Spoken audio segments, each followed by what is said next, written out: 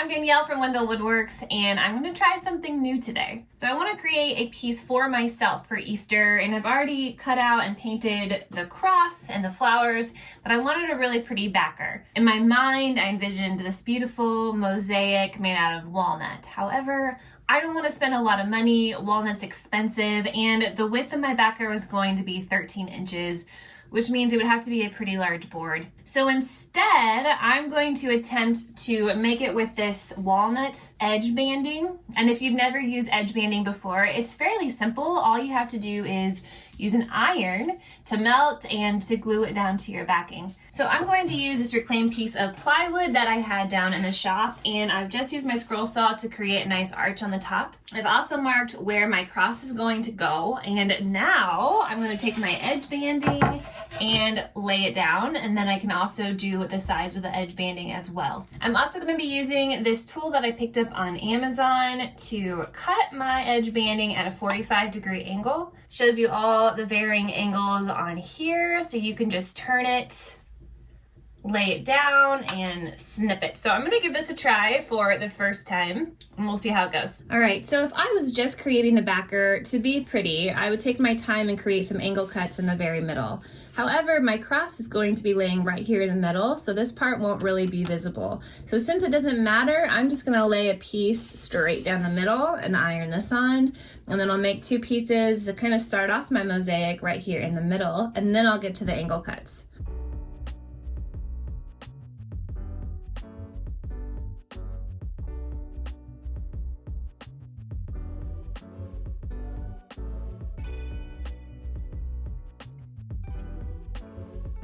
So now I've got the middle kind of set for me, and I used a square to make sure that it was set up right. And now I'm gonna start with my angle cuts. So I'm gonna take my little miter cutter that I have here, and I'm just going to, I set it to 45-degree angle. So I'm gonna set it so that it is flush with the lines here and snip it.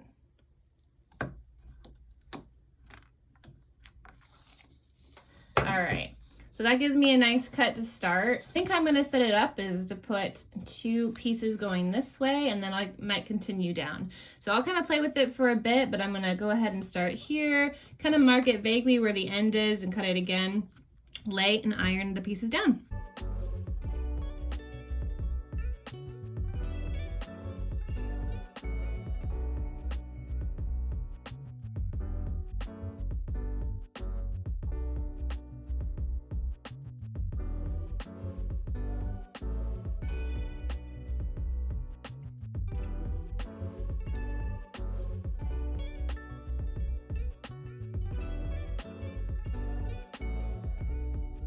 All right, so I finished one of the 4 quadrants here, and you can already see, like, this is just oil from either my hand or from the iron, so it'll darken up after I oil it when it's all done. So I'm gonna continue the same pattern over here and the top 4. So this thing worked okay. I was a little disappointed. I felt like it was kind of dull, and it's leaving the edges dull, so I don't know if I could just upgrade to a better tool than this one. This was really cheap. But it's working. I've just kept it on the same setting, and I just flip the edge banding one way and then the other, just to put the angles on the opposite sides, if that makes sense. So yeah, once this is all done, we will trim it up with the X-Acto knife and sand it a bit and put some oil on it. All right, so I'm almost done. I only have a few more pieces here, and I'll just show you again how I'm lining it up, giving it a cut. Like I said, these are kind of dull, so sometimes I have to kind of use my scissors to give that edge a little more sharpness and sand it off. And then I'm going to turn it this way, give it a snip.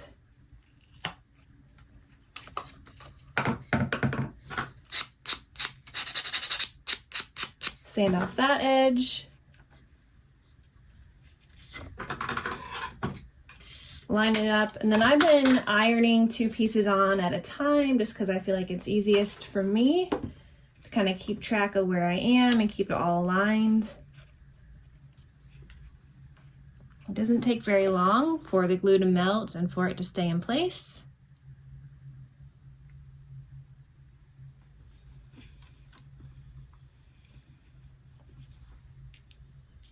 And then we're getting close here. Just a few more pieces.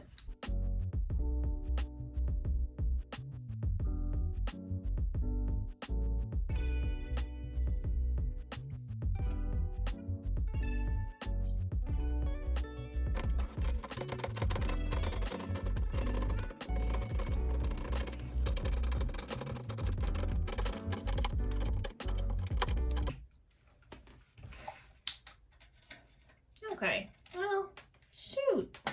All right, well that was pretty rough. Let's be honest, that kind of ripped off a bit, and I don't like that. I should have maybe gotten a better tool, or maybe I should take it to my table saw. I don't know, like I said, you guys, this is my very first time attempting this, so I am learning. This is definitely a mess down here. I'll probably just take it down to my table saw when I'm done and literally just carve that whole edge to make it really smooth. I know that they also make a type of tool specifically for edge banding where you run it along and it cuts it flush for you. That might be worth something to invest in for me as well. But for now, I think I'm just going to continue the course that I've been doing, and then I'm going to take it down to the workshop to clean it up on the table saw. I ended up using the miter saw to make the flush cut at the bottom, the table saw for the sides, and then I took it to my scroll saw to flush out the arch. So after I trimmed the edges, I went to sand it with my orbital, and it pulled a piece up here and broke it. And that's okay. I'm going to show you how it's pretty easy to fix the mistake. All you have to do is take the iron and just hold it over here. It will remelt the glue and allow you to pull it off. And then I'll just replace that piece.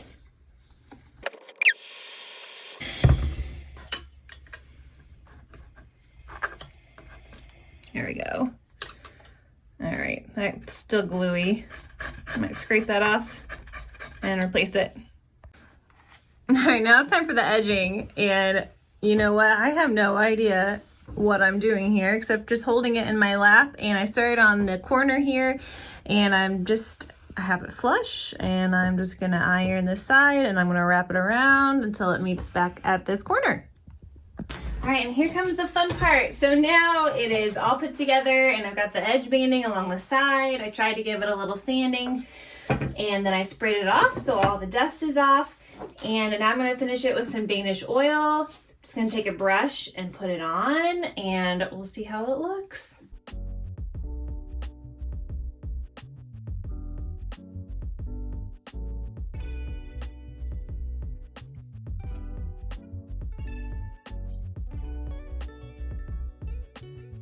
All right, so the oil is still drying, but this is what we have.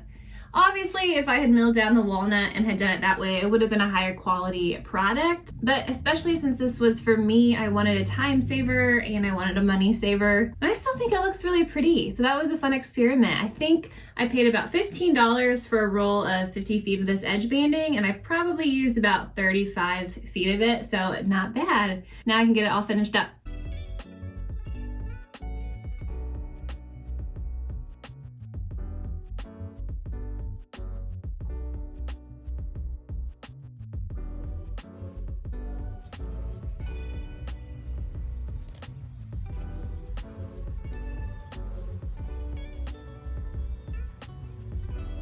Well, I hope that gave you guys some inspiration. Thanks for watching, and happy creating.